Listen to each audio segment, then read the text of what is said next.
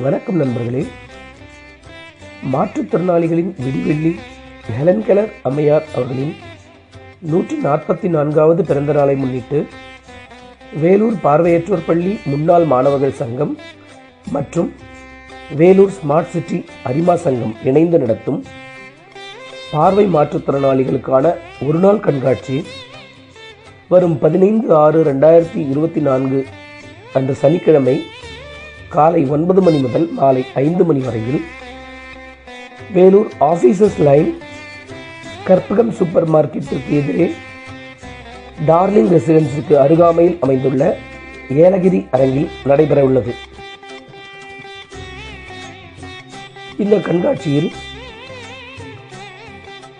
பார்வையற்றோர் தங்களுடைய வாழ்க்கையில் தனித்து இயங்கக்கூடிய வகையில் நவீன தொழில்நுட்பத்தை கொண்டு வடிவமைக்கப்பட்டுள்ள எண்ணற்ற கருவிகள் காட்சிப்படுத்த உள்ளனர்.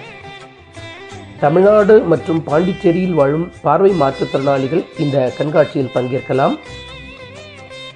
இந்த கண்காட்சியில் பங்கேற்க எந்த கட்டணமும் வசூலிக்கப்பட மாட்டாது. கண்காட்சியில் பங்கேற்க விரும்புவோர் வாட்ஸ்அப் வழியாக குரல் பதிவு மற்றும் குறுந்தகவல் வாயிலாக பதிவு செய்ய வேண்டும்.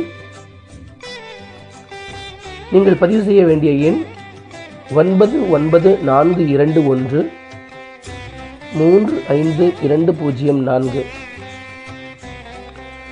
மீண்டும் எண் 9941352004. தொலைபேசி செய்தும் உங்களுடைய பதிவுகளை மேற்கொள்ளலாம். 12/6/2024 புதன்கிழமை அன்று மாலை 6 மணிக்குள் உங்களுடைய பதிவுகளை மேற்கொள்ள வேண்டும். கண்காட்சியில் பங்கேற்க விரும்பும் பார்வையற்றோருக்கு அன்றைய நாள் மதிய உணவும் தேநீர் மற்றும் சிற்றுண்டி வழங்கப்படும். பார்வையற்றோருக்காக ஏற்படுத்தப்பட்டுள்ள இந்த அரிய வாய்ப்பை பயன்படுத்திக் கொண்டு இந்த நிகழ்ச்சியில் பங்கேற்று பயன்பெறுமாறு உங்களை அன்போடு கேட்டுக்கொள்கிறேன். இங்கனம் எஸ். சங்கர், செயலாளர், வேலூர் பார்வையற்றோர் பள்ளி முன்னாள் மாணவர்கள் சங்கம். குறிப்பு: பார்வை மாற்றுத்திறனாளிகள் உதவியாளர்களை அழைத்து வருவதாயிருந்தால் அவர்களுக்கும் பதிவு அவசியம்.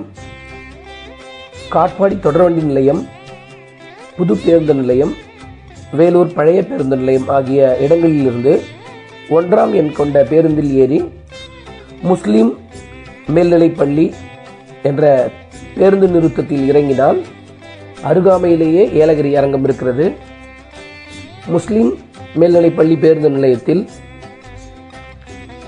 தன்னார்வலர்கள் உங்களுக்காக நிறுத்தப்பட்டிருப்பார்கள். அவர்கள் உங்களுக்கு உதவி செய்வார்கள். எனவே இந்த வாய்ப்பினை பயன்படுத்திக் கொள்ளுமாறு மீண்டும் உங்களை அன்போடு கேட்டுக்கொள்கிறோம். நன்றி.